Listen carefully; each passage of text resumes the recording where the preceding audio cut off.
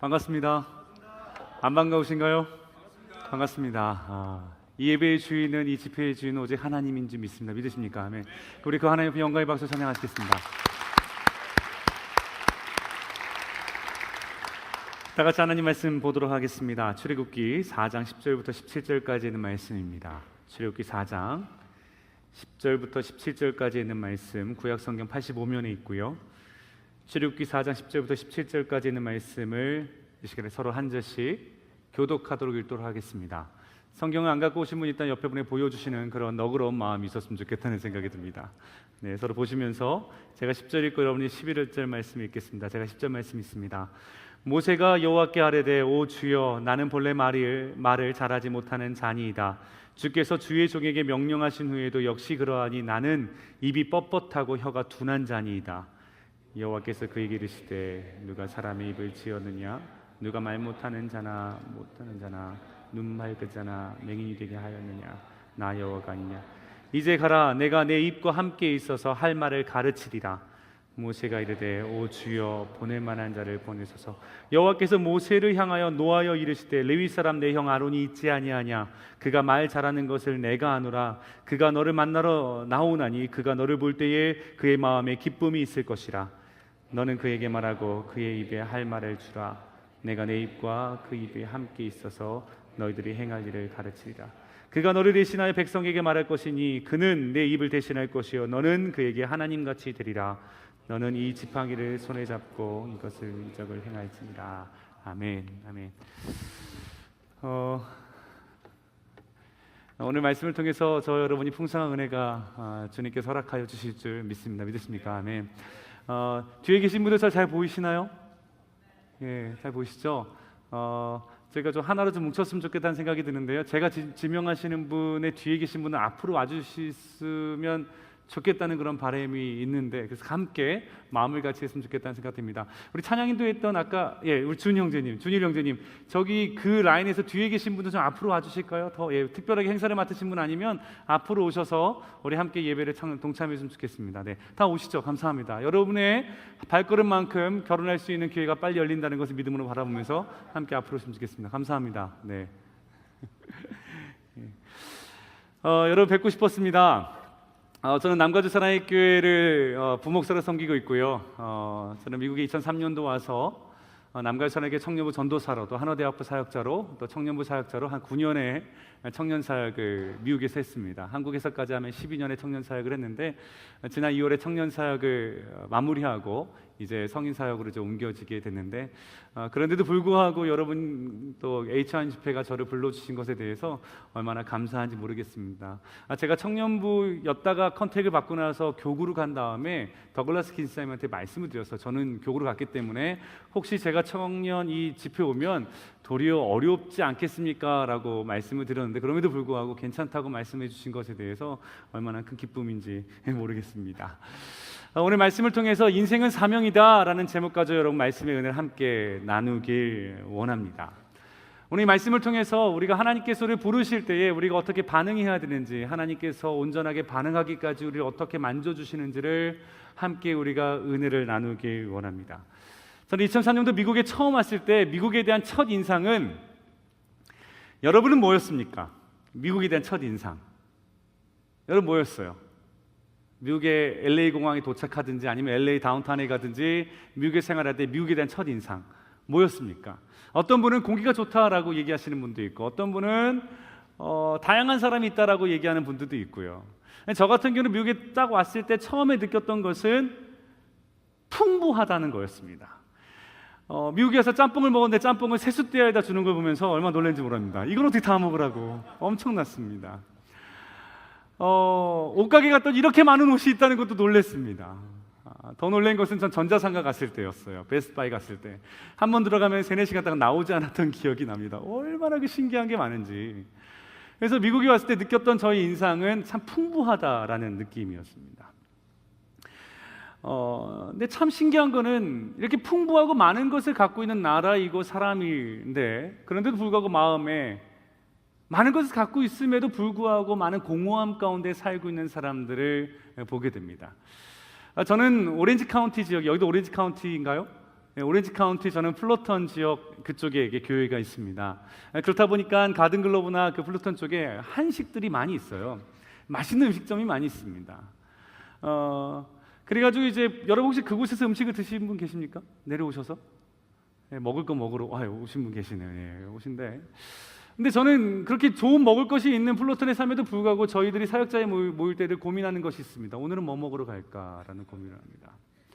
그래서 주일날 LA에 다니는 청년들 보면서 청년들 묻습니다. 야, LA 먹을 거 많지? 좋겠다라고 묻습니다. 그러면 애들이 아니요 목사님, LA 먹을 거 하나도 없습니다. 한국가에 있습니다 라고 얘기를 합니다. 참 신기한 거는 많은 것을 갖고 있는데도 불구하고 내가 갖고 있는 것보다는 갖고 있지 않은 것에 대한 우리는 더 포커스를 하고 있을 때가 참 많습니다. 제가 12년 전에 한국에서 청년 사역을 할 때 참 잘 사는 동네에서 사역을 했습니다. 아주 잘 사는 동네였어요. 올림픽 선수촌 아파트였고 참 독특한 동네에서 사역을 하게 됐는데 그 사역을 하면서 저희 2살 아래인 후배를 만나서 이렇게 전도사 때 상담을 했습니다. 그때 그 형제가 했던 말이 아직까지 저는 기억이 남습니다. 형, 저는 참 이 땅에 왜 태어났는지 모르겠어요 라고 얘기합니다. 근데 그 형제는 어떤 형제였냐면 아버지가 서울대학교 교수였습니다. 그리고 아버지를 따라서 미국과 프랑스에 있었어요. 그래서 영어와 불어를 거의 완벽하게 구사하는 형제입니다. 그리고 그 친구도 서울대학교를 갔습니다. 서울대 국문학과를 다니고 있었어요. 뿐만 아니라 그들은 그 형제는 차가 있었습니다. 그리고 그 형제는 제가 용돈을 한 150불 받을 때 그 형제 500불 받고 있었어요. 그런데도 정말 얼굴도 되게 잘생겼습니다. 키가 182cm였어요. 당시에 표준 스탠다드 키였다고 볼 수 있는 모델. 정말 잘생긴 형제였습니다. 그런데 저한테 상담을 하는데 형, 저는 왜 태어난지 모르겠어요. 제가 대체 어디에 쓸모가 있는지 모르겠어요. 저한테 막 어려움을 이야기를 하는 거예요. 나 왜 그런지 모르겠다고. 내가 왜 이거밖에 안 되는지 모르겠다고. 계속 듣고 있는데 제가 화가 나는 거 있죠. 화가 계속 나는 겁니다. 얘가 내가 쉬워 보이나. 저와 비교하면 엄청나게 많은 것을 갖고 있는데도 불구하고 저한테 형은 저는 왜 그런지 모르겠어요. 인생이 왜 그런지 모르겠어요. 쓸모없는 인생 같아요. 왜 태어난지 모르겠어요 라고 얘기를 하는데 그 얘기 자꾸 듣고 있다 보니까 야, 그러면 네가 그러면 나는 야, 이제 죽어버려야 되겠다 싶을 정도로 저는 아무것도 가진 거 없는데 그 많은 가진 아이 앞에서 제가 위로하고 있는 저 모습 보면서 도리어 제가 이상해지더라고요. 이 상담을 듣고 나는 그럼 어디 가서 누구한테 이 얘기를 해야 되지? 이런 마음이 들 정도였어요. 참 신기한 건 많은 걸 갖고 있는데도 불구하고 그 형제는 자기 안에 있지 않은 것 때문에 아마 비교 대상이 아버지였겠죠. 부모님이었겠죠. 나는 구제불능이에요. 내 인생 어떻게 될지 모르겠어요 라고 계속 자기 안 좋은 곳에 포커스되어서 열등감에 살고 있는 형제를 만났던 적이 있습니다. 여러분, 사람은 참 신기한 건요, 자기가 가진 것보다 없는 것에 포커스를 두고 산다는 것입니다. 사람들은 기본적으로 어느 부분에 있으면 자기가 수학 점수가 안 좋으면 항상 친구들에게 수학 점수 물어보죠. 야, 너 이번에 수학 몇 점 나왔냐? 물어보면 자기보다 수학 점수를 잘 나온 친구를 만나면 어떻죠? 마음이 되게 어렵기 시작합니다. 내가 왜 이렇게 했을까?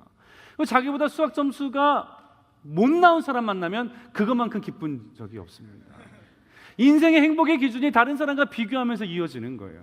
이미 청년 사역하면서 청년들과 상담할 때 언제 가장 기뻐요? 언제 가장 행복해요? 라고 얘기하면 청년들이 이런 얘기를 합니다. 목사님, 저의 행복은 저희 직장 동료보다 제가 100불을 더 받을 때가 제일 행복하더라고요.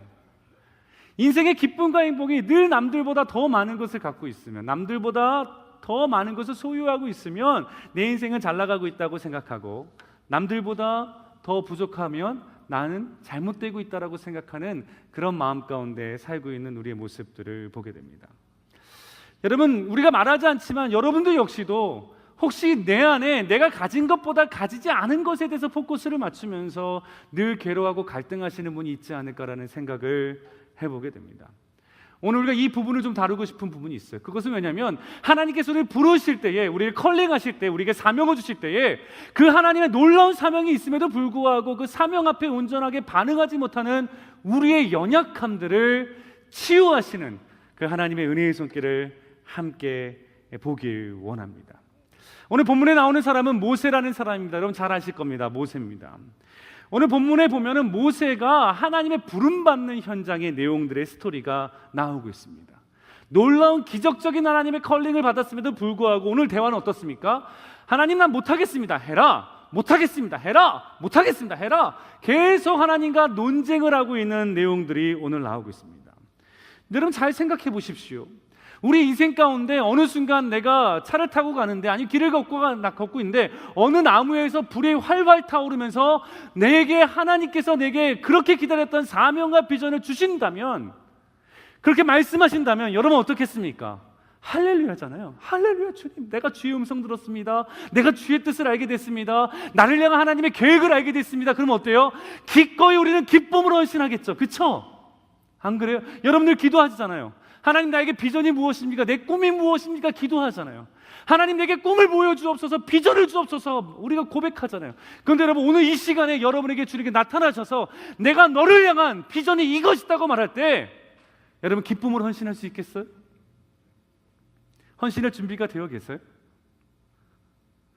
우리가 그렇게 할렐루야 외칠 수밖에 없는, 하나님 내게 말씀하여 주옵소서, 내게 꿈과 비전을 보여주옵소서라고 말하지만 정작 우리는 모세처럼 반응할 수 있다는 것입니다. 모세는 되게 멋진 사람이었어요. 그는 나이 40대까지 애굽에서 최고의 학문을 배웠던 사람입니다. 언어를 습득했던 사람이에요. 왕으로서 수업을 받았던 사람입니다. 신약 성경은 이렇게 말합니다. 모세에서 뭐라고 말하냐면, 모세가 애굽 사람의 학술을 다 배워 그 말과 행사가 능했다라고 말해요. 완전히 퍼펙했다라는 것이죠. 그런데도 불구하고 못하겠다라고 말합니다. 여러분, 모세의 전투력은 어땠을까요? 그의 싸움의 능력은 어땠을까요? 사람을 한 방 쳤는데 그 사람이 죽었습니다. 엄청난 능력입니다. 대단한 파워가 있는 사람이죠. 시시로 쳐서 그럴까요? 아니에요. 이미 몸짱이었습니다. 125개를 하고 그 갇혀있는 전투력을 갖고 있는 사람이었다는 것이죠. 싸우는 정치로도 출중했던 사람이 모세였습니다. 그런데 오늘 이 엄청난 컬링 가운데, 사명 가운데 나는 못한다고 말합니다. 우리가 이번에 주제가 미션 파시블이에요. 맞죠? 네. 그런데 우리 안에 뭐가 있냐면 미션 임파서블이라고 반응한다는 것이죠. 우리 안에 문제 때문에 그렇다는 것입니다. 과연 어떤 문제가 있는가? 그 문제를 주님께서 어떻게 해결하기 원하시는가? 첫 번째로 기억해야 될 것은, 우리가 하나님의 그 컬링 앞에서 미션 파시블로 반응할 수 있는 그 마음은 우리의 인생을 세상 사람들이 다 그렇게 살아가는 비교의식이 아니라 하나님께서 나를 지으셨다는 창조의식을 가지고 우리는 살아가야 된다는 것입니다. 여러분, 우리가 이 땅에 살면서 얼마나 많은 사람들과 나를 비교하며 사는지 모릅니다. 여러분, 제가 예언할까요? 여러분 살아가면서 여러분보다 잘나고 이쁜 사람, 멋진 사람 만납니다. 만나게 될 줄 믿습니다. 만날 겁니다. 그리고 또 기쁨의 소식을 알려드리겠습니다. 이 땅에 살면서 물론 주관적이죠. 객관적이 아니에요. 주관적으로 생각할 때 여러분보다 조금 못한 사람 만나게 될 겁니다. 기쁘죠? 네. 근데 사람은요, 나보다 잘난 사람 만나면 우리가 어떤 마음에 빠지냐면 열등감에 빠진다는 거예요. 나는 왜 그거밖에 안 될까? 난 쟤에 비해서 이거밖에 안 될까? 그리고 조금 나보다 못난 사람 만나면 어떻게 반응하냐면 우리 안에 생기는 마음은 교만함입니다. 난 역시 잘났어. 내가 제일 잘 나가. 라고 반응을 할 수밖에 없다는 것이죠. 여러분, 그 비교의식의 그 결과는 두 가지 결과를 낳습니다. 첫 번째는 열등감이고 두 번째는 교만함이라는 것이죠. 여러분, 이 비교의식이 하나님께로 오지 않았습니다. 이 비교의식은요, 사단이 줬던 마음이에요. 아담이 범죄할 때 그가 범죄하게 된 그 마음의 쓴뿌리가 어디 있었냐면 비교의식에 있었다는 것이죠. 사단의 접근 방법이 그랬습니다. 창세기 3장 5절에 보면 이렇게 말해요. 너가 그것을 먹는 날에는 너희 눈이 밝아 하나님과 같이 되리라. 하나님과 같이 되리라.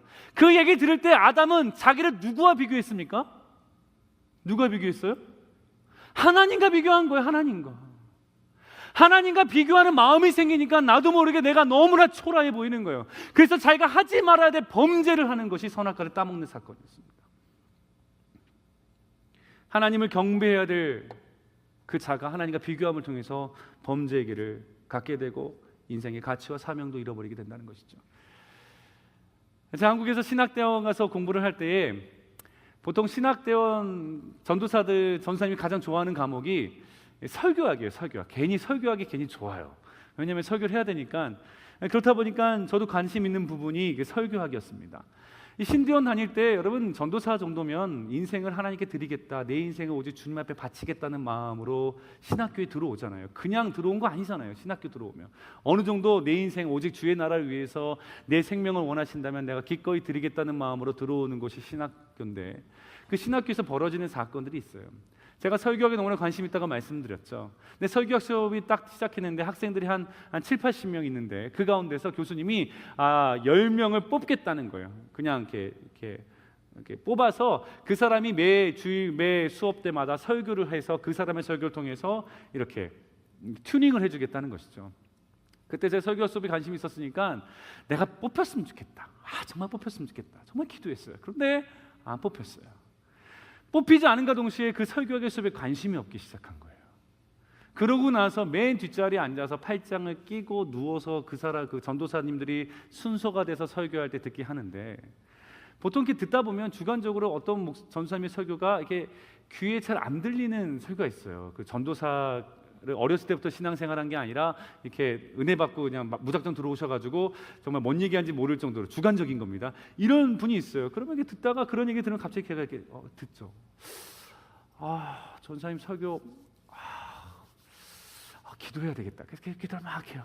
하나님 은혜를 달라고. 끝나고 나면 다 알잖아요. 그런데 전 찾아가요. 전사님 오늘 설교 너무 좋았습니다. 어떻게 그런 인사이트가 있을 수 있어요? 너무 은혜 받았어요. 뒤에서 앉아있다 전사님 설교 듣고 제가 일어났잖아요. 얼마나 은혜인지 모르겠다고. 뭐 하는 거죠? 교만함 부리고 있는 거예요. 그리고 어떨 때는 정말 목소리부터 달라요. 그리고 귀에 쏙쏙 들어오면, 그럼 제가 이렇게 듣고 있다가 귀 듣죠. 그러면서 마음이 불편하기 시작하는 거예요. 너무 잘하는 거야. 그럼 저 합리성을 찾죠. 저분이 나보다 나이가 많나? 나도 저분의 나이가 되면 저렇게 될 수 있으니까 그래 이렇게. 근데 문제는 뭐냐면 그러고 다 끝나고 났는데 제가 안 가요. 그분한테 안 갑니다. 그분이 저 미워하지도 않고 제가 그분과 대화해본 적도 없는데 그분과 아예 친하려고 하잖아요. 괜히 째려보고 저 인간 막 이런다는 거예요. 여러분 이런 일들이요 신학교에서 벌어지고 있다는 거예요. 신학교에서 하나님 나라를 위해서 기쁨으로 내 인생을 드리겠다고 했던 그 전도사님들 다 아닐 겁니다. 저만 제가 그랬다는 거예요.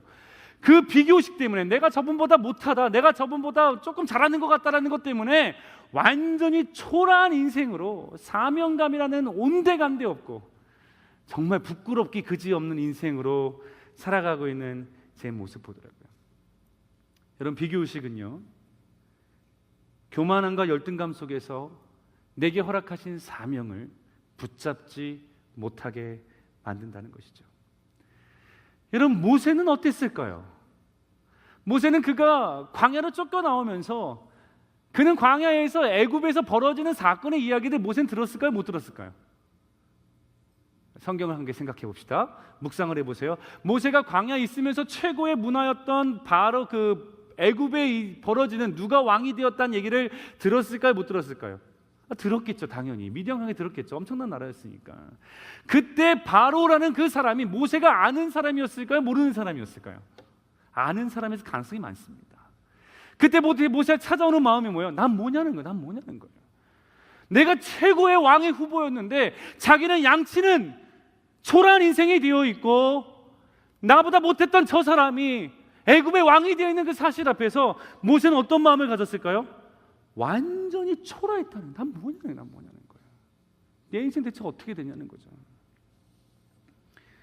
누구는 왕이 되고 누구는 양치는 사람이 되고 이게 뭐냐라는, 자기 인생을 심한 열등감과 실패의식 가운데 빠져있는 그 모세 가운데 하나님께서 찾아가셨다는 것이죠. 그때 모세와 하나님의 대화를 들은 모세는 그래서 못한다는, 나 못합니다, 감당할 능력도 안 됩니다, 나는 자격도 안 됩니다, 이렇게 반응하고 있는 모세의 모습을 보게 됩니다. 그때 하나님께서 모세를 찾아가시는데 그에게 찾아갔던 그 손길을 좀 보기 원하는데요, 우리가 3장 4절에 보면은 하나님께서 모세를 부르실 때 그 불타는 떨기나무 안에서 음성으로 말씀하실 때 이렇게 말씀하십니다.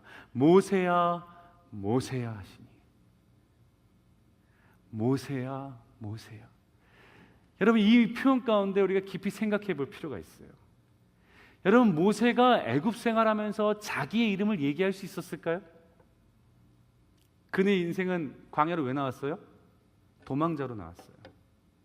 그러면 모세가 자기 이름을 사람들에게 얘기할 수 있었을까요? 이름을 얘기하면 어떻게 돼요? 바로가 명령을 내렸죠. 그를 잡아서 죽이라고 얘기했잖아요.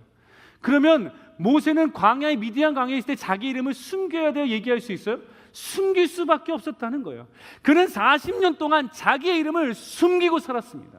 그것을 근거로 말하고 있는 성경이 나와요. 출애굽기 2장 19절에 보면은 그 모세가 목동의 여인을 구해줬을 때에 보통 그런 거 있잖아요. 어떤 사람이 남자가 여자를 딱 구해주면 그 사람에게 여인이 물어보잖아요. 혹시 이름이라도?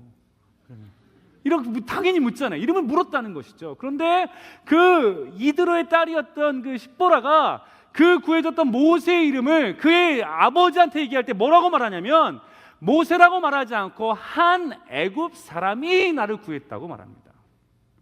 뭐예요? 말을 못했다는 거예요. 자기 이름이 뭔지를. 자기 이름은 모세인데 모세라는 이름을 40년 동안 한 번도 쓰지 못했던 사람이 여러분 모세였습니다. 사람들에게 불려지는 것은 한 애굽 사람, 그 사람 애굽에 살았던 사람, 애굽 사람. 자기가 유대인이고 모세임에도 불구하고 누구에게도 내가 모세입니다라고 얘기를 못했다는 거예요.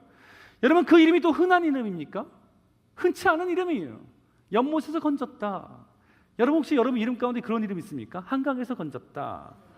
한건이라고 이런 있으면 그런 이름 짓지 않습니다. 정말 독특한 이름이라는 것이죠. 그런데 그 이름을 쉽게 쓰지 못했다는 것이죠. 근데 그때에 모세에게 찾아가셨는데 하나님께서 모세 이름을 부르셨다는 것입니다. 모세야. 여러분 모세가 얼마나 놀랐을까요? 누구기에 나를 아냐는 거예요. 내가 40년 동안 숨기고 내 이름을, 내 과거를 숨기기 위해서 아무에게도 얘기하지 못했던 그 모세라는 이름을 대체 그가 누구기에 나를 아냐는 것입니다. 얼마나 큰 충격이었을까요? 그리고 하나님께서 모세를 부를 때 저 뉘앙스를 보기 원하는데요. 어떻게 부르셨을까? 묵상을 해봤어요. 하나님께 모세 부르셨을 때 모세야. 얼마나 부드럽게 부르셨을까? 제가 저희 아내 이름을 부를 때 이름을 2번 부릅니다. 그 이유는 사랑하기 때문이죠. 진아야. 저희 아내가 이름 한 번 부르면 쳐다도 안 봐요. 여러분 하나님께서 모세야 부르셨던 것은 내가 너의 모든 것을 다 안다는 거예요. 내가 너를 지었고 내가 너의 창조자고 내가 너의 하나님이 된다는 것이지. 하나님께서 모세 이름을 부르셨습니다. 이건 뭡니까? 내가 너의 창조자고 나는 너를 만든 하나님이고 너는 나의 백성이고 너는 나의 자녀고 너는 내 거야 라고 말씀하시는 하나님의 음성이었다는 것입니다. 사랑하는 형제자매 여러분, 그럼 하나님께서 모세 이름만 아십니까?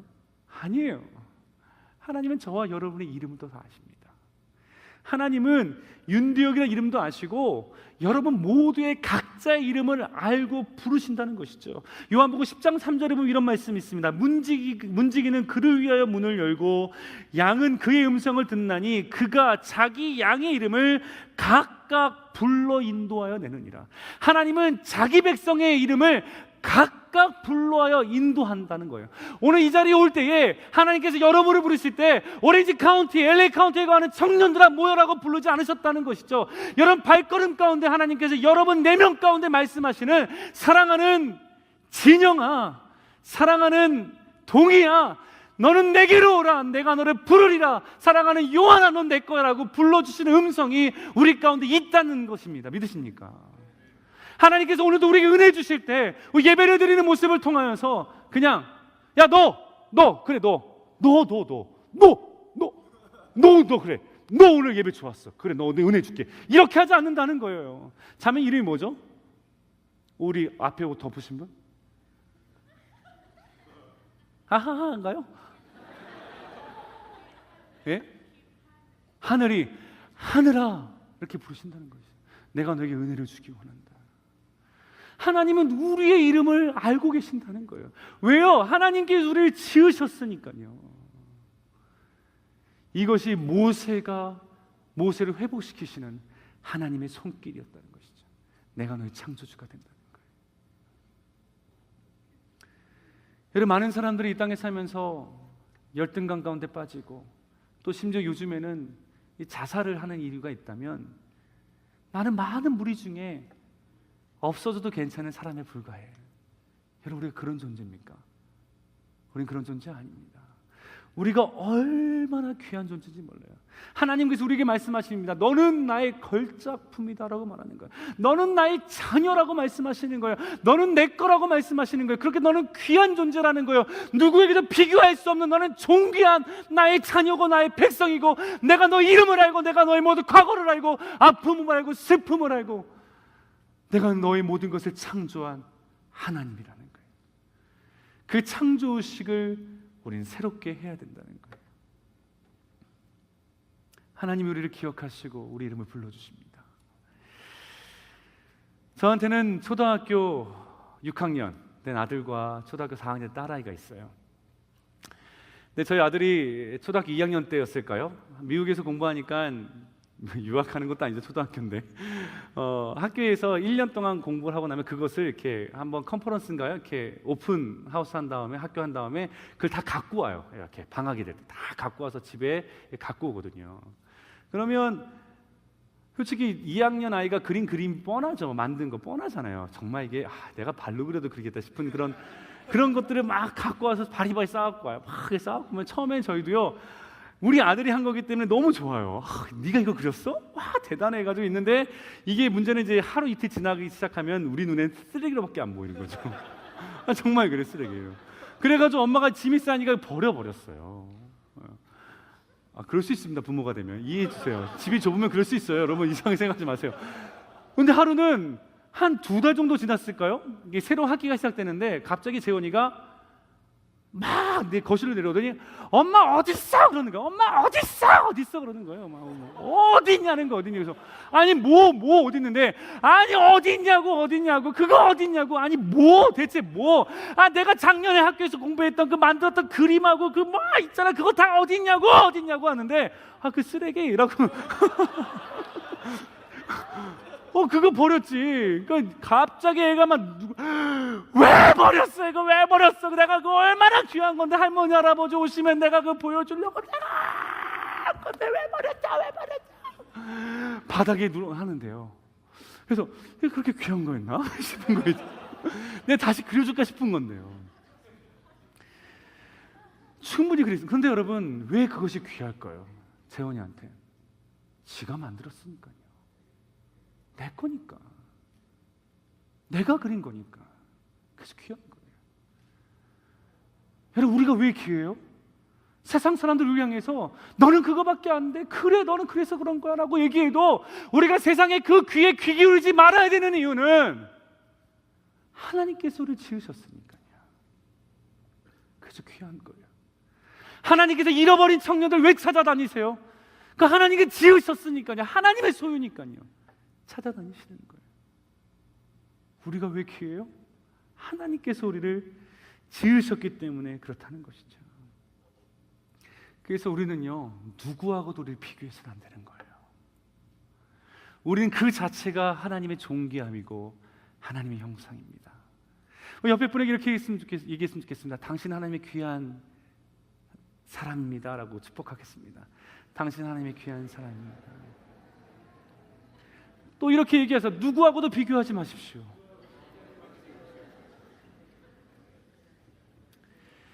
저는 이 세상에 윤대혁이라는 사람은 저밖에 없다라고 믿습니다. 페이스북에 9명이 있습니다. 싸이월드에 4명이 있는데,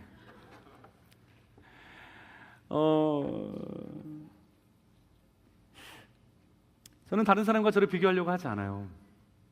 사실입니다. 다른 사람처럼 닮고 싶지도 않고 그냥 그 자체를 인정하고 살고 있는데, 제가 이렇게 문제는 이제 설교를 할 때 제가 손을 움직여요. 이상하게 저는 이렇게 손이 안 움직이면 말이 잘 안 나와요. 아마 손에 뭔가 언어의 엔진의 기능이 있는 것 같아요. 손을 해야 말이 막 이렇게 잘 풀리거든요. 한 번은 이제 새벽기도 때 이렇게 잡고 하는데요. 와, 이게 말이 너무 이게 계속 더듬거리고 사람도 눈 못 마주치겠고 막 이거 너무 힘들어요. 그래서 손이 움직여야 저는 이게 말이 잘 나오는 것 같아요. 보통 설교학적으로 별로 좋은 건 아니거든요. 저 기도할 때도 막 계속 막 이게 손에 뭔가 영빨이 있는 것 같아요. 계속 막 해요. 근데 결코 좋은 게 아니에요. 왜냐하면 설교할 때 이렇게 시선도 방해하고 기도할 때 별로 이게 나쁜 습관이기 때문에 그런데 그래서 어떻게 고칠까 고민도 되게 많이 했었어요. 근데 이제 YM에서 훈련을 받으면서 중보기도 모임으로 가가지고 이제 한 7, 8명이 같이 중보기도 하는데 그때도 어김없이 기도하는데 제가 계속 막 이렇게 기도를 하는 거죠. 막 기도하는 거죠. 여러분 그거 있잖아요. 눈 감고 기도하는데 앞에 손이 왔다 갔다 하면 얼마나 받아들겠어요. 얼마나 무섭겠어요. 기도 끝나고 나면 느낌이 이게 있어요. 정말 이 형제들의 기도가 방해됐다는 거 있잖아요. 그래도 어떻게 해요? 이걸 안 하면 이게 말을 더듬거리는 거예요. 그래서 이걸 해야 막 나오는데 한 번은 어떤 자매님이 저한테 딱 오더니 저한테 이렇게 말해주는 거예요. 기도 끝났는데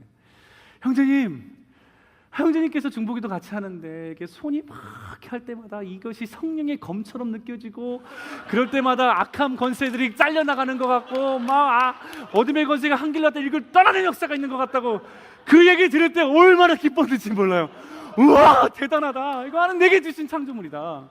그러고 나서 제가 한 달에 중보기도학교 세미나 갔는데 거기에요 정말 있더라고요. 이런 기도가 있더라고요. 이런 기도가 있더라고요. 한 사람을 딱 세워놓고 나서 이 사람의 붙잡고 있는 어둠의 권세를 이렇게 자르는 거예요. 막. 저는 그거를 타고난 사람이라는 거죠. 배운 게 아니에요. 저는 부끄러워 보이는 것도 하나님께서 독특하게 지으셨기 때문에 그대로 사용하신다는 거죠. 요즘에 형제들이 이승기 헤어스타일 좋아하잖아요. 머리하고 와서 옆에서 야 너 이승기 헤어스타일 이승기 같다 그러면 좋아가지고 그러고 MC 몽골이면 슬퍼하고 그게 뭐가 중요하다는 거예요. 남들이 뭐라고 말하든지 간에 우리 자체가 존귀한 사람이라는 거죠. 한 가지 얘기를 더 하면 제가 좋아하는 개그맨 가운데 참 자존감이 높은 개그맨이 있어요. 하하라는 개그맨이에요. 아실 거예요. 제가 이제 보스턴 가서 그 하하 누님이 다니는 교회에서 뵙고 이렇게 있었는데 집회할 때 근데 군대를 이제 군대를 가기 전이죠. 이제 제대 소집해제 했으니까 저도 동일한 공익군면 나왔는데 그 있을 때 그때 하하의 캐릭터가 뭐였냐면 막 유재석이 구박을 하고 박명수가 구박을 이 땅꼬마야 막 얘기를 하는데 하하는 그걸 전혀 반응하지 않고요. 막 넌 그거밖에 안 돼 이 땅꼬마야 막 해도 맨날요. 난 괜찮아. 그래도 나는 나를 사랑하니까 이거 자기 몸에다 뽀뽀를 여러분 기억나세요? 그래도 나는 나를 사랑하니까. 이것이 하나님의 사람이라는 겁니다. 네가 뭐라고 해도 네가 뭐라고 짓거려도 네가 어떤 말로 날 무너뜨리려고 해도 나는 나를 너무나 사랑해. 왜냐면 하나님 나를 사랑하시니까요. 그것이 창조의식이라는 거예요. 하나님 날 지으셨다라는 것.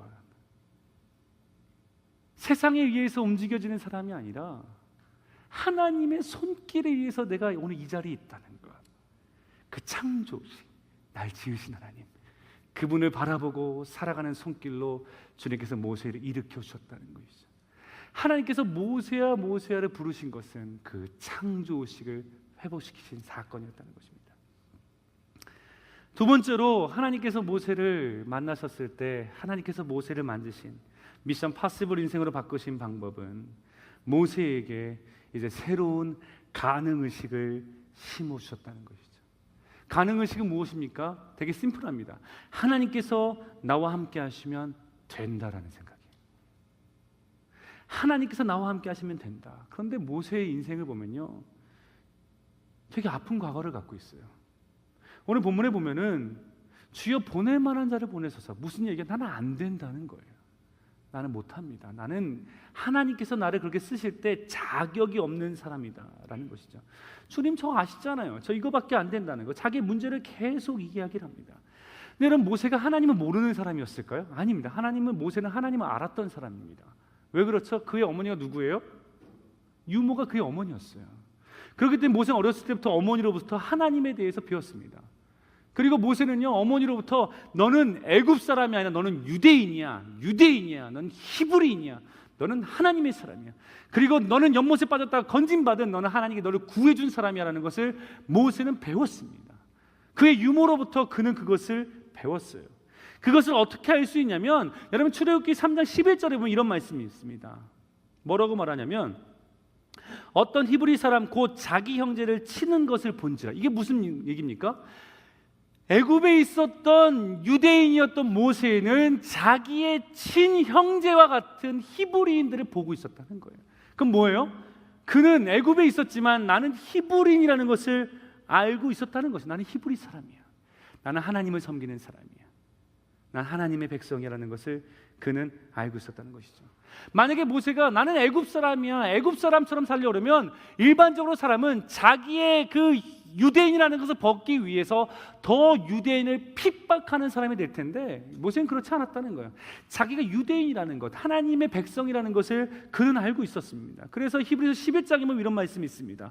모세가 장성할 때에 모세가 믿음으로 바로의 공주의 아들이라 칭함을 거절하였고 도리어 하나님의 백성과 함께 고난받기를 잠시 죄악의 낙을 누리는 것보다 더 좋아하였더라.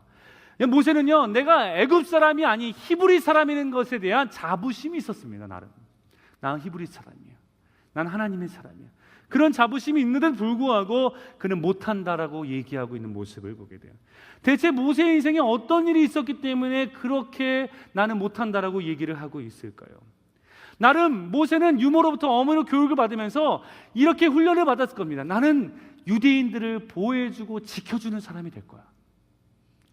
의협심이 강했고 적응감이 그는 투철했습니다. 그래서 유대인 사람끼리 서로 싸우는 모습을 말리려고 했다는 거예요. 그리고 유대인을 괴롭히는 애굽 사람 앞에 분노가 있었기 때문에 그 애굽 사람을 쳤다는 것입니다. 그가 했던 행동이 잘못된 행동이었을까요? 아니에요. 나는 유대인으로서 유대인을 지켜주고 싶었던 거예요. 하나님을 믿는 사람으로서 자기 민족들을 도와주고 싶었던 거예요. 나름대로 하나님의 일을 한다고 해서 했던 거예요. 그는 어떻습니까? 도리어 자기가 지키려고 했던 유대인에게 너도 저 애굽 사람처럼 나를 죽이려 하느냐, 그것을 도리어 애굽 사람에게 고발합니다. 자기가 지켜주려고 보호하려고 했던 사람한테, 유대인한테. 소문나서 그는 도망자 인생을 살게 되죠. 그때 갖게 된 자기 민족에 대한 그 배신감, 내가 그렇게 지키려고 했던 자들에게 당하는 그 배신감. 광야에서 양을 치면서 여러분 모세 이렇게 했을 거예요. 내가 왜 그랬을까? 내가 그때 왜 나섰을까? 내가 그때 나의 동족을 구해준다고 내가 왜 그랬을까? 가만히 있을까? 가만히 있을까? 가만히 있을까? 아무것도 하지 말까? 내가 왜 그랬을까? 내가 왜 그랬을까? 그러지 말까? 그 후회와 그 실패감으로 모세는 살았을 거예요. 그런데 그의 나이가 80이 되는데 하나님께서 얘기하시는 거예요. 네가 이스라엘 백성을 구해라. 말이 안 되잖아요. 따지시죠. 하나님, 내가 40이 나의 그 기력이 장성했을 때에 내가 하나님 유대인으로서 이스라엘 백성을 구원하려고 해봤습니다. 그들을 도와주려고 해봤습니다. 근데 하나님 아시잖아요. 안 됐다는 거. 결과가 이렇게 된 거 아시잖아요. 그렇게 하려다가 지금 내가 초라하게 지금 양치는 사람이 됐다는 거 하나님 아시잖아요. 근데 나보고 이 유대인을 구하라고요? 그들을 건져내라고요? 난 못합니다. 주님, 난 안 합니다. 난 다시는 안 할 거예요.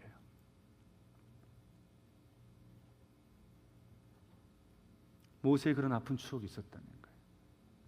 난 다시는 안 할 겁니다. 이 본문을 묵상하는데요, 이미 청년들의 마음이 막 느껴지는 거예요.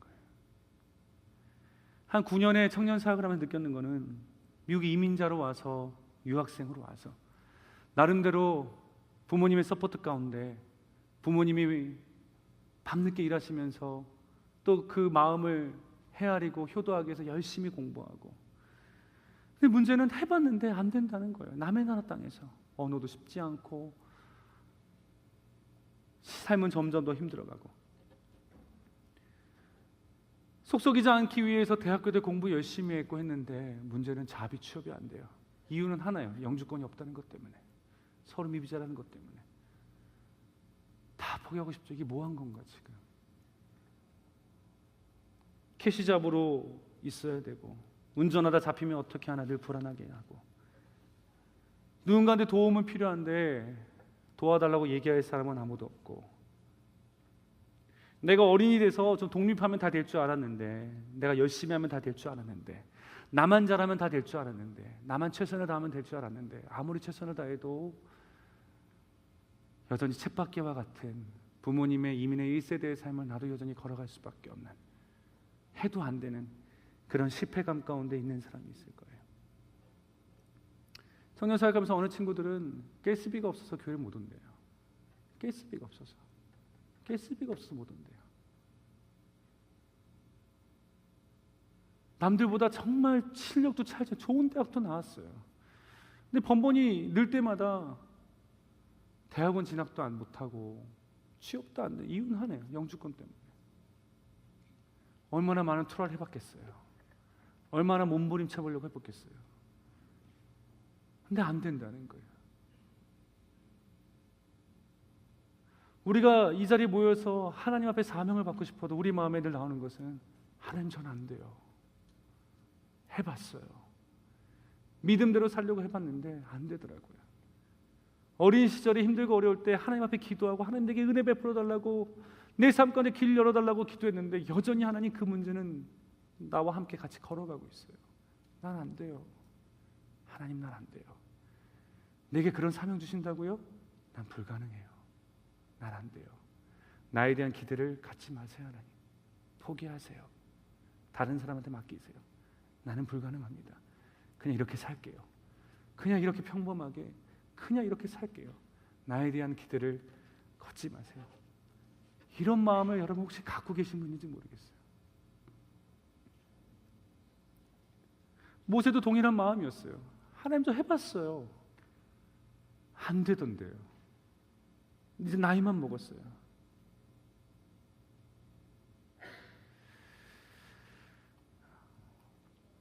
그렇지만 하나님이 다시 한번 말씀하시는 것은, 내가 다 안다는 거예요. 너 안 되는 거 다 안다. 너가 지금까지 그런 아픔이 있었던 거 다 안다는 거예요. 그런 어려움이 있었던 거 다 안다는 거예요. 그거밖에 안 된다는 거 다 안다는 거예요. 하나님은 그것을 알면서도 우리를 부르셨다는 거예요. 다 알면서도 그것을 알면서도 불러주신 분이 우리 하나님이라는 것이죠. 고린도서 1장 27절에 이런 말씀이 있습니다. 그러나 하나님께서 세상에 미련한 것을 택하사 지혜 있는 자들을 부끄럽게 하게 하시고, 세상에 약한 것을 택하사 강한 것들을 부끄럽게 하려 하시고, 하나님께서 세상에 천한 것들과 멸시받는 것과 없는 것을 택하사 있는 것들을 폐하려 하시나니, 이는 아무 육체라도 하나님 앞에서 자랑하지 못하게 하려 하십니다. 모세의 인생의 40대는 뭘 자랑했던 인생이에요? 나를 자랑했던 인생이었다는 거예요. 내가 하려고 했어요. 내가 해보려고, 내가 민족을 구원할 수 있다고 생각, 내가 하려고 했어요. 내가 언어도 출중하고 전투력도 있고 실력도 있고 누구보다 뛰어나고, 내가 왕이 되면 이들을 구원할 수 있고 한 번 하면 내가 한번 해보겠다는 마음이 있었어요. 그러나 내가 할 때 얻어진 결과는 무엇이었습니까? 아무것도 아닌 나띵이었다는 거예요. 이제 하나님께 말씀하시는 거죠. 이제는 내가 하겠다는 거예요. 내가 너를 쓰겠다는 거예요. 네 가진 것과 상관없다는 거예요. 네 지금 상황과 상관없다는 거예요.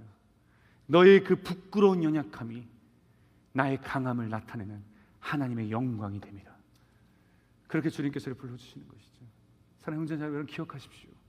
하나님께서 저와 여러분 부르셨을 때는요, 다 알고 부르셨습니다. 여러분들이 지혜가 부족함을 알면서도 불구하고 하나님의 지혜를 높이는 자로 세우기 원하시는 거고, 여러분들이 없는데도 불구하고 하나님이 있음을 나타내기 위해서 너를 부르시는 거고, 내가 부족함에도 불구하고 다 모든 것을 알고 부르셨다는 거예요. 다 알고 부르셨다는 거예요. 다 알고. 한국의 한미준 세미나라고 한국 미래를 준비하는 신학교 세미나가 있었습니다. 그곳에 800명의 신학생들이 모여서 세미나를 받을 때, 한국교회 어르신들이 함께 모여서 이렇게 흩어져서 이렇게 포럼을 하는 거예요. 하는데 어떤 전사님이 나이가 한 30대가 넘어서 이제 신학을 하셨나 봐요. 아기도 다 있고. 그런데 얘기를 할 때 손을 번쩍 들면서 그때 계셨던 그 김동원 목사님한테, 그 노푸드 수익교회 계셨을 때 저는 얘기하는 겁니다. 목사님, 왜 한국 교회는 전도사들에 대한 대우가 왜 이렇게 약한지 모르겠습니다. 파트타임 전도사들이 페이가 되게 작거든요. 한국 교회는요. 애가 셋인데 공부도 해야 되고 학비도 벌어야 되고 아내가 일하지 않으면 안 되고 왜 이렇게 힘들게 전도사들을 일은 많이 시키면서 생활을 안 하겠는지 모르겠습니다 하고 막 따지는데요, 솔직히 앉아있던 모든 전도사의 마음이 되게 시원했어요. 정말 너무 고맙다, 우리 말을 대변해 주다니 너무 고마웠어요. 그런데요, 김동호 목사님 딱 한마디에 우리가 모두 한 방을 맞았어요. 뭐냐면, 무슨 얘기냐면, 전도사님이 그 재정으로 힘든 것 전도사님과 사모님만 알고 계실 뿐만 아니라 하나님도 알고 계십니다. 전도사님 그것 때문에 어려운 것, 힘들어 하시는 것 전도사님만 아는 게 아니라 하나님도 알고 계십니다. 그 말을 딱 듣는데 우리가 모두가 맞다. 우리가 엎드려야 될 분 누구인가? 내 어려움과 내 문제와 내 상황과 내 연약함을 안다면, 하나님이 아신다면 우리가 대체 누구에게 나가 그것을 구해야 될 것인가? 맞다, 우리 사람 앞에 굽신거리는 것도 아니고 문제를 해결하기 위해서 뭔가 바꾸려는 것도 아니고 하나님께 엎드리자. 하나님이 나의 도움이 되시라. 하나님이 나의 강함이 되실 줄 믿는다. 하나님이 내게 힘이 되어주시고 은혜가 되어주시고 주의 은혜로 말미암아 나의 삶에 풍성한 것으로 채우실 분은 그 누구도 아니고 하나님이다. 그분 앞에 엎드리자. 그분 앞에 나아가자. 사랑하는 형제자매 여러분, 여러분들 기억하십시오. 우리가 엎드릴 곳은 하나님밖에 없습니다. 사람 앞에 굽신거리지 마세요. 저 사람이 도와주면 될 것 같은데 그 생각, 그 얘기하지 마세요. 우리의 도움은 누구십니까? 하나님이십니다. 여러분 지금 부족하고 연약하고 힘들고 어려운 그 모든 것들 하나님이 다 알고 계신다는 것이죠. 하나님의 은혜가 임하면 풀리는 거예요. 하나님 능력이 임하면 역사하는 줄 믿습니다. 더 이상 저와 여러분의 우리 스스로의 초라함을 묵상하지 마세요. 우리의 그 연약함은요, 하나님께서 묵상하라고 준 것이 아니라 하나님을 바라보라고 준 거라는 거죠. 하나님을 바라보십시오. 하나님을 바라봐요. 내 앞에 수많은 산들이 나를 가로막아서 내가 그 산을 넘을 수 없는 상황이라 해도, 앞뒤가 다 꽉 막혀 있어도 절대 그 어떤 높은 산도 하늘을 가리지 못한다는 거예요. 어떤 문제가 있어도, 어떤 어려움이 있어도 하나님의 은혜가 오는 그 하늘을 가리지 못하는 것입니다. 하나님을 바라보는 거예요. 하나님을 의지하는 거예요. 오늘 그래서 주님께서, 하나님께서 모세에게 말합니다. 너는 이 지팡이를 잡고 이것으로 이적을 행할지니라. 너는 이 지팡이를 잡아라라는 거예요. 내가 너와 함께 하겠다는 거예요. 내가 너와 함께 하면 모든 것이 가능하다는 거예요. 이것이 가능의식입니다. 하나님, 나는 나띵입니다. 아무것도 아닙니다. 그러나 주님 나와 함께 하시면 주님께서 이것을 이루실 수 있습니다라는 믿음의 고백이 우리의 회복되어지기를 주의 이름으로 축원합니다. 저는 개척교회 목사님 아들이었습니다. 저는 평생 개척교회 목사님 아들이었어요. 한 50명, 60명 되는 교회 목사님의 아들로 살았어요. 그런데 저희는 가족도 참 많았어요. 누나가 6명이었어요. 누나 6의 아들 하나. 참 가난한 집안에 애도 이렇게 많이 낳는지 모르겠어요. 성도수가 필요했을까요? 아무튼 많이 넣으셨습니다. 그래서 저는 너무 가난한 게 싫었어요. 어렸을 때. 제 초등학교 때 소원이 있었는데, 그것은 육성 예배를 1년치 내보는 거예요. 여러분 육성 예배 아세요? 더글라스 김선 아시죠? 육성예비라고, 한국의 초등학교는 등록금이 그 수업비가 없었으니까 육성회 아줌마들이 학교 운영을 위해서 걷는 게 있어요. 아직까지 기억나요. 5,860원이었어요. 그 1년치 내보는 거였어요. 근데 저는 늘 한 달치밖에 못 냈어요. 한 달치도 못 내서 3개월 밀리면 늘 칠판에 제 이름이 써 있어요. 육성예비 안 낸 사람 윤대예요. 저랑 윤대혁, 성대성, 저희 절친한 친구 성대성. 너무나 창피했어요. 그래서 초등학교 때, 하나님 저 제발 육성예비 걱정하지 않고 내년 살게 해주세요 이랬어요. 너무나 가난했거든요. 그런데 그런 거 있잖아요. 아버지가 목회하는 게 너무나 원망스러운데, 그런 거 되게 싫은데 미운데 존경해. 참 신기해요. 아버지가 너무 믿고 싶고 나한테 상처 준 사람이 아빠인데 어디 가서 자주 존경하자 그러면 저 우리 아버지요. 이게 참 아이러니한 게 있어요. 항상 그랬어요. 너무 싫은데. 근데 문제는 제가 왜 태어났냐면 딱 출생의 비밀이 알잖아요. 딸 여섯의 아들 하나면 어떻게 태어났을까요? 뻔하잖아요. 서원기도로 태어난 거. 아버님이 딸 여섯을 딱 낳고 나서 이게 급하셨던지 바로 교회 가셔가지고 이제 밤을 지새시면서 하나님 저도 아들 좀 주세요. 아들 좀 목사 바치겠다고 해가지고 제가 딱 태어났어요. 저는 제 운명이 그렇게 결정됐어요. 어렸을 때 저는 목사다 늘 그렇게 받고 자랐어요. 근데 얼마나 스트레스 받았는지 몰라요. 우리 매 누님이 야 너 돈 잘 버는 장로 되라. 목사 필요 없다. 맞지? 계속 이렇게 그랬던 것 같아요. 근데 이게 또 이제 그게 아니 또 그렇게 쭉 흘러가더라고요. 근데 문제는 제가 대학교 4학년 딱 돼서 교회가 좀 어느 정도 이제 좀 성장하면서 이제는 목사님 아들 신학가니까 우리가 이 아드님은 교회에서 등록금은 책임져 주겠습니다. 그래서 할렐루야 이제 내 이제 그건 끝났다 했는데 아버님이 제가 대학교 신학대학교로 딱 들어간 그 해에 나이 60세에 뇌졸중으로 쓰러지셨어요. 입학을 하는 바로 이 3일 전에 뇌졸중으로 쓰러지셔서 거의 중환자 3개월 계시고 한쪽 눈은 안 보이고 왼쪽이 앞부분을 다쳐서 언어를 못 하시는 거예요. 목회자가 말을 못하면 목회 그만둬야 돼요. 언어가 어버버버버 하세요. 그래서 교회에서 더 이상 할 수 없기 때문에 크지 않았기 때문에 아버님이 나오시게 됐어요. 그러고 나서 제가 아버님 쓰러졌을 때 나 등록 안 할 거라고 내 마음 뭐가 있었냐면 하나님도 그렇게 하실 거라고 생각해서 30평생 오직 하나님만 바라보고 고생했던 분을 저렇게 만드신 하나님이라면 나도 그렇게 할 거라고 나도 열심히 하다 하나님께 날 치셔서 나를 완전히 헌치자까지 버릴 거라는 그 두려움의 마음이 저 안에 얼마나 많았는지 몰라요. 그래서 제가 신학교 등록하기 싫었는데 하나 있었어요. 아버지가 깨어나실 때 대화가 너 뭐하냐 물으면 학교 그만뒀는데 안다 이런 얘기 듣기 하기 싶으니까 억지로 다녔어요. 그래서 대학교 3학년 때까지 저는 신학교 다녔지만 술 마시고 노래하고 춤을 춰 가슴에는 남아있는 재밌게 놀았습니다. 한번 공허하니까요. 뭐 그 존재 자체에 대해서 안 했으니까. 그러다가 예수전도단 DTS 들어갔어요. 그런데 PK와 MK의 특징은요, 절대 속에 있는 걸 얘기 안 합니다. 상처가 있어도 상처받지 걸 얘기 못해요. 항상 들키지 않는 것을 인생의 사명으로 살고 있는 PK, MK들 어려워도 어렵지 않다고 얘기하고. DTS 가서 이제 훈련을 받는데 이제 이너 힐링이라고 치유하는 과정이 있는데요. 그때 강사분이 와가지고 계속 어릴 때 받은 상처가 있습니다. 초등학교 때 받은 상처 막 상처 얘기하면 아버지 사랑 막 얘기하는 건데 아무리 생각해도 상처받은 게 없는 거야. 아니 상처가 없다고 생각한 것 같아요. 되게 괜찮은 사람처럼 보여야 되니까 없다 생각해서. 그래서 문제는 3주 동안 지냈는데 그때마다 집회 강사님이 또 간사님이 와가지고 상처가 뭐인지 기도해 보세요. 상처가 뭘까요? 그래서 너무 힘들었어요. 이게 이상한 단체다. 왜 없는 상처를 찾으라는 거냐? 내가 지어낼 수도 없고. 그래가지고 저랑 꿋꿋이 같이 했던 한 4명의 형제가 그 상처 치유한다고 강의하면 자매들도 감정이 좋잖아요. 그거 어떻게 기억하는지 몰라. 어머니가 뱃속에서 저를 막 학대했어요.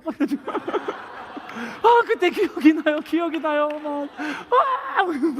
막 그러고 야 신기하다 이거 좀 너무 그런 거예요. 그래서 우리 상처 아무리 얘기 상처가 없는 거예요. 2주차가 지났어요. 문제는 비싼 돈 주고 훈련 받으러 왔는데 또 이널리 가장 피크라고 했는데 이 상처가 아무리 생각해도 없는 거예요. 근데 문제는 뭐냐면 같이 저와 영원히 동반자가 되기로 했던 4명의 형제까지 2명이 2주 끝날 때 터진 거예요.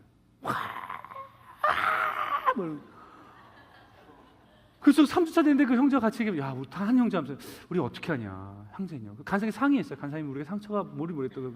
간사님이 늘 똑같아요. 형제님 기도하세요. 보여주실 거예요. 계속 얘기하는 거에서 아무튼 문제였던 것 같아요. 형제들이. 근데 문제는 3번째 주가 딱 들어가는 월요일 날 문제는 저와 영원한 동반자가 되겠던 그 형제가 터진 거예요. 막 그러더니 갑자기 씩씩거리면서 나가가지고 이만한 몽둥이를 갖고 와가지고 나무를 치면서 나쁜 놈아! 막 치는 거에서 이야 큰일 났다. 아무튼 근데 나만 없는 거예요. 그래서 야 이거 어떻게 하지? 근데 끝나기 이틀 전이었을까요? 하나님께서 이제 저도 하나님 저 뭔지 모르겠다고 저가 아무튼 저한테 그 간사님들이 문제예요 또 저가. 그래서 막 기도 아무 생각이 안 나는데 갑자기 하나님께서 우리 아버지가 쓰러지시면서 받았던 그 상처, 성도에게 받았던 상처, 하나님께 받았던 그 상처, 말하고 정말 창피했거든요. 이거를 너무나 창피해. 목사님이 쓰러졌대 항상 들리는 뭔 죄 지셨나? 막 이런 거 있잖아요. 막 이런 두려움들, 나 목회 안 할 거야. 막 이런 것들에 숨기고 있었는데 그게 터지기 시작합니다. 제가 기도할 때 습관이 비계를 안고 해요. 갑자기 그걸 딱 보여주시니까 제가 하나님에 대한 그 분노와 아버지 목회하면서 가족이 희생해야 됐던 목회의 그 초라한 그 모습을 너무나 북받쳐가지고 막 있다가 엉엉 구르고 할 때 제 비계를 집어던지면 나 목사 안 할 거야 막 집어던지는 거예요. 근데 문제는 뒤에서 간사님이 신난 거죠. 문제가 터진 거야. 그래가지고 저희 플락 간사님이 소그룹 간사님 저하고 붙잡고 기도해 주는 거야. 문제는 열받아 죽겠는데 위에서 누르잖아요. 화가 나가지고 넌 뭐야 이 새끼야 그러면서 막 그랬어요. 너무 힘들어가지고.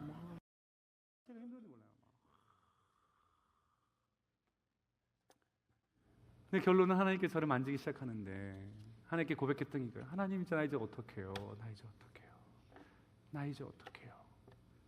나 이제 어떡해요? 나 아무것도 없어요. 존경했던 아버지 쓰러지셔서 아무것도 없고 여전히 가난과 싸워야 돼. 여전히 어렵고 나 아무것도 없어요. 하나님 나 어떡해요? 누가 나의 멘토가 되어줘요? 나 이제 어떡해요? 나 이렇게 막 살았는데 하나님 나 이제 어떡해요? 나 어떻게 하실 거예요? 나 어떻게 하실 거예요? 그 기도밖에 안 한 것 같아요. 은혜를 받고 다 회복되고 나서 그때 하나님께 제 마음에 주셨던 마음이 정말 마음 가운데 강하게 말씀하신 이 말씀이죠. 수고하고 무거운 짐진 자들아 다 내게로 오라. 내가 너를 쉬게 하리라. 나는 마음이 온유하고 겸손하니 나의 멍에를 베고 내게 배우라. 너희 마음이 쉼을 얻으리니 내게 배우라. 내가 너를 가르치리라. 이 말씀을 저희 가슴 가운데 확 심어주신 거예요. 그 이후로요 정말 내가 하나님께 나아가요. 날마다 하나님 내게 가르치세요. 나 아무것도 아닙니다. 그래서 제가 지금 이렇게 왔어요. 이 자리까지 온 것 같아요. 미국에 온 과정도 그랬고 아무것도 아닌데 저는 딱 목사야 될 과정만 공부했거든요. 딱 목사야 될 과정만 공부. 나름대로 공부 더 하고 싶은데 공부와 형편 이런 게 안 됐기 때문에 그냥 딱 목사야 될 것만 공부했어요.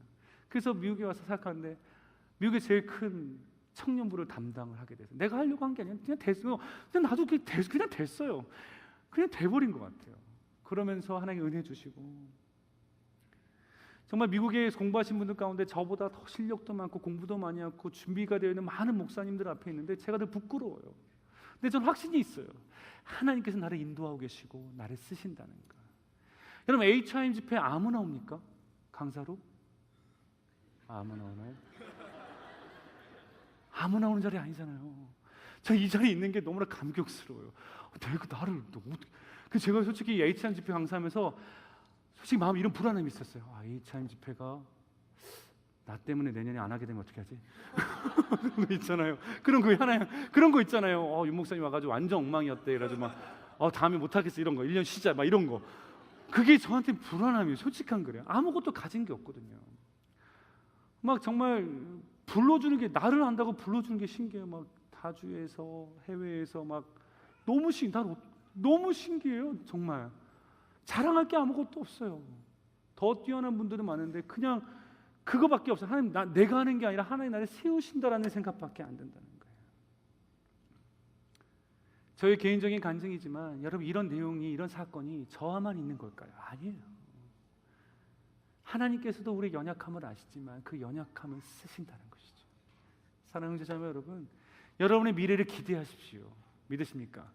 여러분의 앞길을 기대하세요. 그것은 하나님과 동행하는 인생이기 때문에 여러분의 인생을 주님께서 주의 능력으로 사용하시고 쓰실 줄 믿습니다.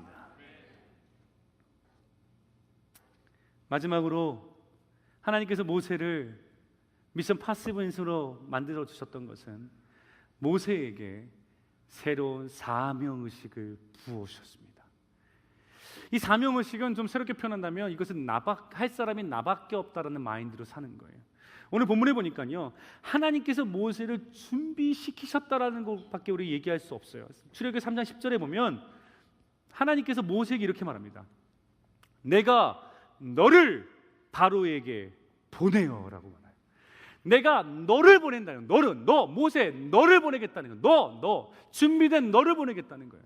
근데 모세는 못한다는, 준비되지 않았다는 거예요. 그런데 솔직히 한번 따져보면요, 여러분, 바로 왕 앞에 이스라엘 백성이 나아가야 된다, 포로된 사람이 나아가야 된다고 할 때 여러분 생각해 보시죠. 그 포로되었던 그 200만의 이스라엘 백성 가운데, 아니면 뭐 60만 70만의 남자들 가운데 내가 바로에게 나가보겠다라고 할 때 여러분 그 사람 어떻게 될까요? 어떻게 돼요? 그냥 죽죠. 네가 뭔데 바로를 만나? 그냥 끝나잖아요. 근데 유일하게 바로 앞에 떳떳이 나가신 사람이 누구예요? 누구였을까요? 모세밖에 없어요. 왜요? 그는 궁에서 살았으니까요. 그는 공주의 아들, 양자였으니까요. 그는 바로와 친분이 있었을까 없었을까요? 있었을 가능성이 있다는 것이죠. 그러면 바로 앞에 나아갈 때 나갈 사람이 누구밖에 없어요? 모세밖에 없다는 거예요. 모세밖에. 그리고 또 하나 볼까요?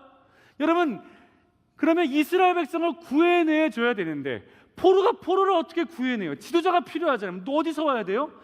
밖에 생존해 있는 유대인이 필요했어요. 누구예요? 누가 필요한 거예요? 모세밖에 없다는 거예요. 다 뭐 포로인데요. 40년의 포로 생활을 다 했는데요. 포로 근성이 가득한데요. 유일하게 자유분방한 I'm free라고 외칠 수 있는 사람 누구밖에 없어요? 모세밖에 없다는 거예요. 모세를 보낼 수밖에 없는 거예요. 그것뿐일까요? 여러분, 이스라엘 백성이 어디를 통과해야 됩니까? 어디를 가야 돼요? 광야를 가야 돼요. 이스라엘 백성들이 애굽에 있으면서 애굽에 포로되어서 그 밖을 나가기나 했겠습니까? 저 애굽 성 밖에 뭐가 있는지 알긴 하겠어요? 미지의 세계잖아요. 그 광야를 알고 있는 사람이 누구예요? 누구밖에 없어요? 자, 이해가 안 되세요? 누구밖에 없어요? 모세밖에 없다는 것이죠. 모세의 인생은 하나님께서 이스라엘 백성을 구원하기 위한 하나님의 프로젝트였다는 거예요. 모세밖에 없다는 거예요. 그래서 하나님이 모세에게 말씀하신 거야. 너를 보내겠다는 거예요. 준비된 너, 바로 너를 보내겠다는 거예요. 사명의식이 무엇입니까? 이것을 할 사람은 나밖에 없다라는 생각 가지고 가는 거예요. 이것이 사명의식. 여러분들이 작은 개척교회를 섬기시는 분도 있을 겁니다. 저는 큰 교회 담당 목사였어요. 큰 교회가 부러울 거예요. 근데 제가 여러분 도전하고 싶어요. 모든 교회는 다 하나님의 교회입니다. 여러분을 왜 그곳에 두셨을까요? 왜 두셨을까요? 그 이유를 아셔야 돼요. 할 만하기 때문에, 감당할 만하기 때문에, 여러분들이 그만큼 준비된 사람이기 때문에 여러분 그곳에 심으신 줄 믿습니다. 여러분의 교회에서 지금 있는 이유는 여러분이 속한 교회를 주님께서 부흥시키기 위해서 여러분을 심으셨다고 믿음으로 반응하십시오. 남들이 해준다? 누가 해준다? 택도 없는 소리 마십시오. 여러분을 거기다 심으셨다는 거예요. 남이 해주는 게 아니에요. 누가 해주는 게 아니에요. 목사님이, 전도사님이, 좋은 목사님, 전도사님과 교회가 부흥한다고요? 교회가 사람에 의해서 부흥됩니까? 아닙니다. 하나님의 백성들이 하나님께 부르짖고 나아가는 믿음을 통해서 부흥하는 것인데 여러분을 그곳에 심으셨다는 것이죠. 여러분 그 일을 감당하십시오. 나밖에 없다는 생각을 해야 돼요. 누가 해주겠지? 누가 도와주겠지? 아니에요. 모세는 내가 아니어도 누가 할 수 있습니다라고 생각했다는 거죠. 하나님 아닙니다. 너밖에 없다는, 바로 너밖에 없다라는 거예요. 많은 사람들이 여자는 연약하다고 하는데 저는 그 말을 믿지 않습니다. 저는 누나 밑에 자랐기 때문에 여자가 연약하지 않다는 것을 압니다. 주먹 쓸 줄 안다는 것도 압니다. 여대에 가보십시오. 남학생이 없는 여대에 가면 여자들 형광등 갈고 플래카드 달고 나무 위에 올라가서 못질하고 다 합니다. 여대 그래요. 왜요? 남자가 없기 때문에. 무슨 마음이야? 나밖에 할 사람이 없다고 생각하는 거예요. 근데 이상하죠. 그 자리에 남자만 있으면 이상이죠. 나 못해요, 안 해요. 나 못해요, 막 이래요. 참 신기해요. 그렇게 잘했던 사람들이 누가 해준다고 생각하니까 나밖에 없다는 마음으로 여러분 가지셔야 된다는 거예요. 제가 한국에서 사역할 때 청년 데리고 낙도 선교를 갔었는데 낙도 선교 가면 목사님이 이제 교육관에 하도 이제 벌레가 많으니까 전날에 모기향을 막 가득 피워요. 그러면 이게 미처 못 치워서 우리가 딱 도착하면 교육관 연순간에 바닥에 파리, 모기, 벌레, 돈벌레가 팍 쌓였거든. 그러면 자매들 들어왔다가 그리고 또 신기한 것도 형제랑 밥 먹다가 파리가 날라오면은 파리 막 얼마나 먹는다고 그걸 파리가 막 놀래잖아요. 근데 저는 분명히 저희 누나를 봤습니다. 그 날아가는 파리를 어떻게 신기하게 손으로 잡아요. 날아가는 파리 손을 탁 잡아가지고 그 땅바닥에 딱 쳐요. 그 다음에 날개를 뽑아가지고 두 마리를 싸움시키는 누나를 분명히 봤습니다. 저는 봤어요. 전 여자가 그거 봤어요. 안 무서워합니다. 왜요? 나밖에 없다고 생각하면 할 거 다 합니다. 바퀴벌레도 잡고 다 해요. 그런데 누가 있으면 안 하기 시작하는 거예요. 여러분, 우리에게 사명의식이 필요합니다. 이 일 할 사람은 나밖에 없다. 이게 교만한 게 아니에요. 하나님 앞에 자원하는 마음이에요. 여러분, 하나님께 이사야에게 누가 나를 위하여 갈 거라고 말할 때 이사야가 얘기합니다. 저요, 내가 여기 있나, 나를 쓰소서 말할 때 여기서 내가 여기 있나라는 표현이 유치원 아이들이 그 히브리어 유치원 아이들이 이거랑 똑같아요. 저요, 저 시켜주세요. 제가 할게요. 저요, 저 시켜주세요. 이거랑 똑같다는 거예요. 이게 사명의식이에요. 하나님, 내가 하겠습니다. 내가 할게요. 내가 할게요. 가능하죠? 사람들은 얘기하겠죠. 넌 안 돼, 넌 실력이 안 되잖아. 근데 우리 뭘 배웠어요? 가능의식을 배웠잖아요. 내가 할게요, 주님. 하나님 나랑 동행하시니 내가 할 수 있습니다. 그 사명의식이 필요하다는 것이죠. 사랑하는 형제자매 여러분, 하나님께서 모세에게 그것을 회복시키셨습니다. 창조의식과 가능의식과 사명의식을 통해서 모세를 회복시켜 주신 거예요. 그 위에 모세는 하나님 명령을 따라 그 사명 파시블 인생으로 살기 시작하는 것이죠. 사랑하는 형제자매 여러분, 말씀을 마무리하기 원합니다. 여러분들이 아직까지 하나님의 컬링 앞에, 사명 앞에 미션 임파서블, 하나님은 미션 파서블이지만 나는 미션 임파서블이지만 하나님을 말씀하십니다. 내가 너를 지었다. 넌 내 거야. 난 존귀한 자야. 내가 너와 함께하면 넌 모든 걸 할 수 있어. 내가 이 때를 위해서 너를 준비시키고 너를 불렀어. 창조의식과 사명의식과 가능의식으로 하나님 앞에 사명의 삶을, 젊음의 삶을 아름답게 귀하게 드릴 수 있는 저와 여러분 되시길 주님의 이름으로 축원합니다. 아멘. 아멘이십니까? 아멘이십니까? 다 같이 일어나십시다. 찬양팀 나오시고요. 우리 함께 찬양하기 원합니다. 나의 안에 거하라 함께 찬양하실까요? 나는 네 하나님이니 너의 환난 가운데 너를 지키는 자라. 함께 찬양하시며 나가시겠습니다.